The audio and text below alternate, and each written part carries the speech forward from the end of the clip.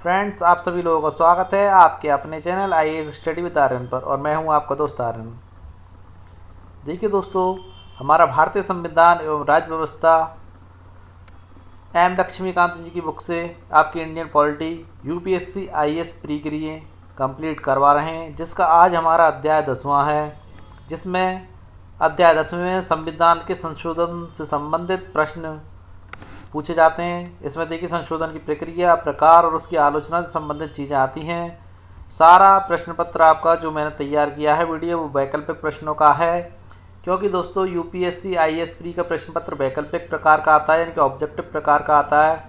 तो दोस्तों, संविधान को अच्छे से पढ़ें और अच्छे से अपनी तैयारी करें। यह चैनल हमारा हिंदी माध्यम के यूपीएससी के स्टूडेंटों को तैयारी कराने के लिए बनाया गया है। यहाँ से आपको यूपीएससी का पूरा कंटेंट अवेलेबल करवाया जाएगा, जिससे आप अपनी पूरी तैयारी सुदृढ़ यानी कि मजबूत तरीके से कर सकें। दोस्तों, एम लक्ष्मीकांत जी की किताब में से आप लोगों को इंडियन पॉलिटी कंप्लीट करवाई जाएगी यूपीएससी आईएएस प्री के लिए। ओके दोस्तों, तो चैनल को जल्दी से जल्दी लाइक कर दीजिए दोस्तों। ज़्यादा से ज़्यादा लाइक करें, ज़्यादा से ज़्यादा शेयर करें और अपने दोस्तों को इसका लिंक भेजें। ओके दोस्तों, आगे बढ़ते हैं अपने आज के प्रश्नों की ओर। देखिए दोस्तों, आज का हमारा पहला प्रश्न है कि संसद को संविधान संशोधन की शक्ति किस भाग एवं अनुच्छेद के तहत दी गई है। यानी कि संसद को संविधान संशोधन की जो शक्ति दी गई है वो किस भाग एवं अनुच्छेद के तहत दी गई है। देखिए, भाग 3 अनुच्छेद 51वां, भाग 4 अनुच्छेद 51 का, या भाग 20वां अनुच्छेद 368, या फिर निम्न में से कोई नहीं। तो ऑप्शन के अकॉर्डिंग आपका ऑप्शन थर्ड सही है, यानी कि भाग 20वां अनुच्छेद 368। देखिए दोस्तों, संविधान के भाग 20वें के अनुच्छेद 368 में संसद को संविधान एवं इसकी व्यवस्था में संशोधन की शक्ति प्रदान की गई है। ओके दोस्तों, आगे देखिए दोस्तों, आप लोगों को अगला प्रश्न बताते हैं। देखिए, उच्चतम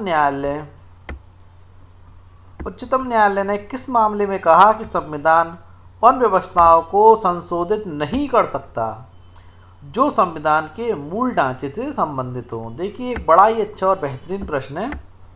उच्चतम न्यायालय ने किस मामले में कहा कि संविधान उन व्यवस्थाओं को संशोधित नहीं कर सकता जो संविधान के मूल ढांचे से संबंधित हो। पहला आपका केशवानंद भारती मामला जो 1973 में आया था। मिनर्वा व्हील्स मामला जो भारत संघ ने जिसका बनाम जो था लड़ा था। बनाम का मतलब होता है दो पार्टियां, एक तो भारत संघ जिसमें पार्टी थी, दूसरी मिनर्वा मिल्स। ओके दोस्तों, ऐसे ही अगला केस था मद्रास राज्य जिसमें पार्टी था। बनाम यानी कि दूसरा था चंपाकम दोराइजम, या निम्न में से कोई नहीं। तो देखिए दोस्तों, उच्चतम न्यायालय ने ऐसा प्रावधान यानी कि संविधान उन व्यवस्थाओं को संशोधित नहीं कर सकता जो संविधान के मूल ढांचे से संबंधित हो, वो केशवानंद भारती मामले में किया था। समय था 1973। देखिए दोस्तों, केशवानंद भारती मामले के तहत ये प्रावधान किया गया था। आगे बढ़ते हैं अपने अगले प्रश्न की ओर। देखिए, प्रश्न नंबर 3, निम्न में से कौन सी संविधान संशोधन की प्रक्रिया नहीं है। प्रक्रिया नहीं है पूछ रहा है, संविधान संशोधन की कौन सी प्रक्रिया नहीं है। देखिए, पहला प्रश्न, संविधान के संशोधन का आरंभ संसद के किसी सदन में संशोधन संबंधी प्रयोजन के लिए विधेयक पूर्व स्थापित करके ही किया जा सकेगा और राज्य विधानमंडल में नहीं। यानी कि संसद के किसी सदन में प्रयोजन संबंधी विधेयक ला करके ही इसको किया जा सकता है, ना कि विधानमंडल में। ओके दोस्तों, आगे देखिए, विधेयक को किसी मंत्री या गैर सरकारी सदस्य द्वारा प्रस्तापित किया जा सकता है। इसके लिए राष्ट्रपति की पूर्व स्वीकृति आवश्यक नहीं है। यानी कि इन्होंने कहा कि संविधान संशोधन के लिए अगर कोई इस प्रक्रिया को अपनाता है तो उसके लिए राष्ट्रपति की पूर्व स्वीकृति आवश्यक नहीं है। यानी बिना राष्ट्रपति की स्वीकृति के भी ये संविधान संशोधन किया जा सकता है। दूसरा था, दोनों सदनों में विशेष बहुमत से पारित कराना अनिवार्य है। यानी कि संसद का जो अधिनियम या जो भी बनाया जाएगा उसे संसद के दोनों सदनों में विशेष बहुमत से कानून बनाने के लिए विशेष बहुमत से पास कराना अनिवार्य है। ये पॉइंट भी आपका फैक्ट का है जो कि सही है। आगे देखिए, प्रत्येक सदन में विधेयक को अलग अलग पारित कराना अनिवार्य है। दोस्तों, जब संविधान बना रहे हैं तो ये कंपलसरी रूप से होता है कि आपको दोनों सदनों में से पास कराना पड़ेगा। दोनों सदनों के बीच असहमति होने पर दोनों सदनों की संयुक्त बैठक में विधेयक को पारित कराने का प्रावधान नहीं है।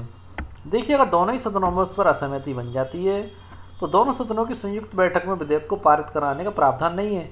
ऐसा नहीं कि दोनों सदनों की संयुक्त बैठक बुलाई जाए और उसमें उस विधेयक को पारित किया जाए। ओके दोस्तों, आगे देखिए, यानी कि ये पॉइंट भी आपका सही है। देखिए, संसद के दोनों सदनों में पारित होने एवं राज्य विधानमंडलों की स्थिति के बाद जहाँ आवश्यक हो फिर राष्ट्रपति के पास सहमति के लिए भेजा जाना जरूरी नहीं है। देखिए, ये पॉइंट आपका गलत है।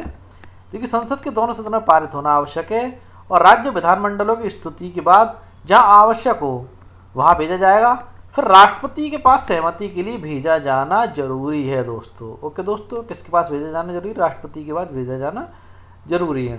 तो देखिए, प्रश्न के अकॉर्डिंग आपका पॉइंट नंबर 5 में गलत है। आगे बढ़ते हैं अपने अगले प्रश्न की ओर। देखिए, प्रश्न नंबर 4, निम्न में से संविधान संशोधन का तरीका नहीं है।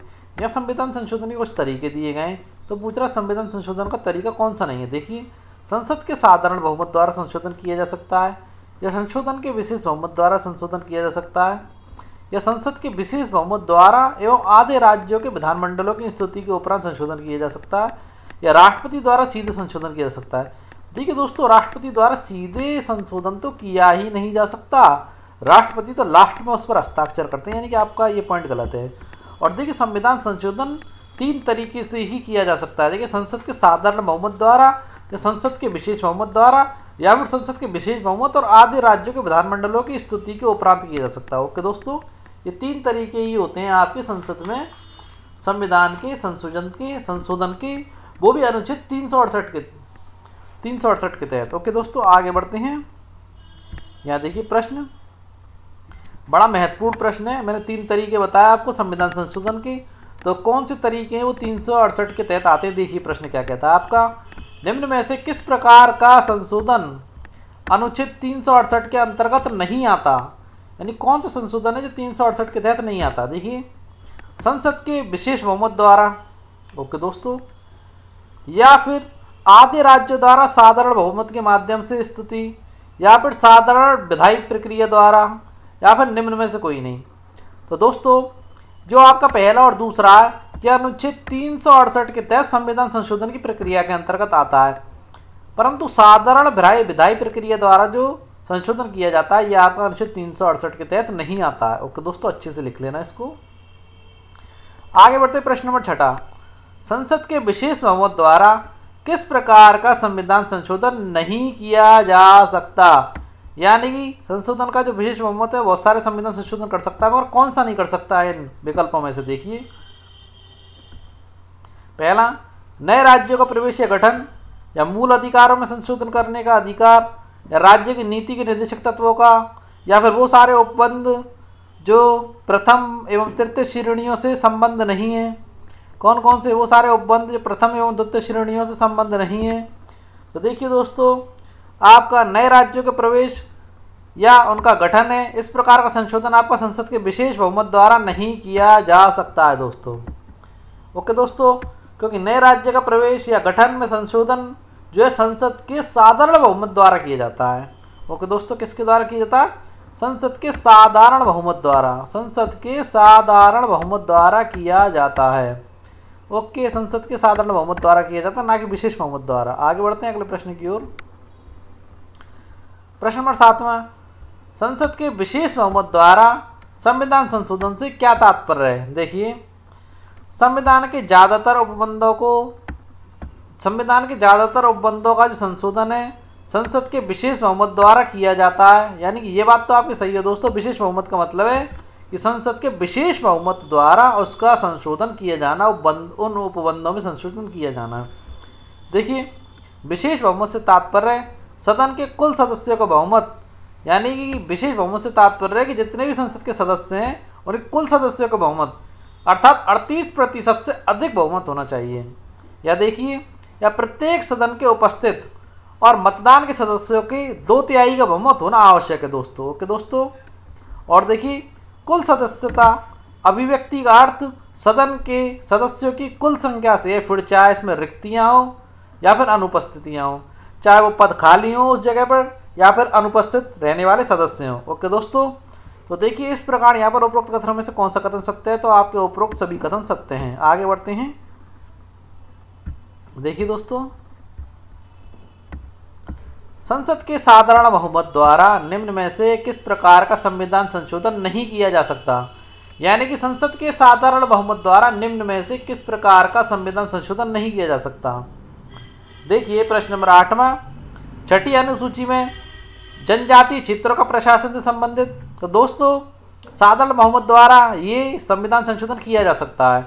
देखिए 5वीं अनुसूची या अनुसूचित क्षेत्रों एवं अनुसूचित जनजातियों का प्रशासन ये भी किया जा सकता है दोस्तों संसद के साधारण बहुमत द्वारा। देखिए राजभाषा का प्रयोग, नागरिकता की प्राप्ति एवं समाप्ति, ये भी आपके संसद के साधारण बहुमत द्वारा संविधान संशोधन किया जा सकता है। अगला देखिए संसद में प्रक्रिया नियम, अंग्रेजी भाषा का प्रयोग, संसद एवं राज्य विधानमंडल के निर्वाचन का जो संविधान संशोधन है वो भी साधारण बहुमत द्वारा किया जा सकता है। अब देखिए राष्ट्रपति का निर्वाचन एवं इसकी प्रक्रिया।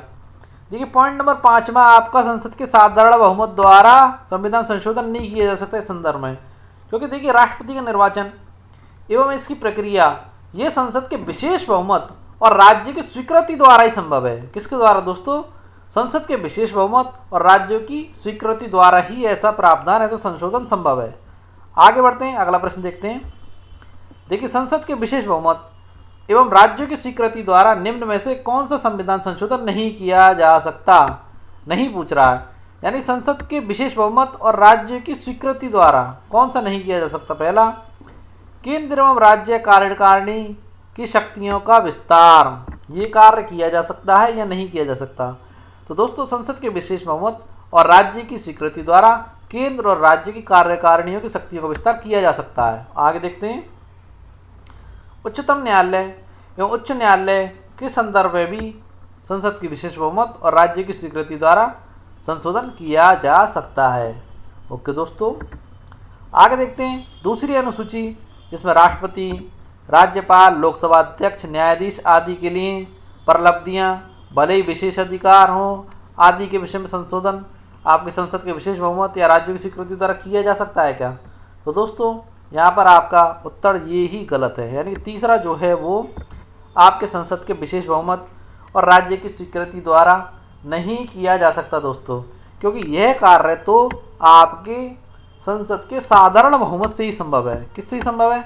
संसद के साधारण बहुमत से ही संभव है। संसद के साधारण बहुमत से ही ये कार्य किया जा सकता है। आगे देखिए, 7वीं अनुसूची से संबद्ध कोई विषय।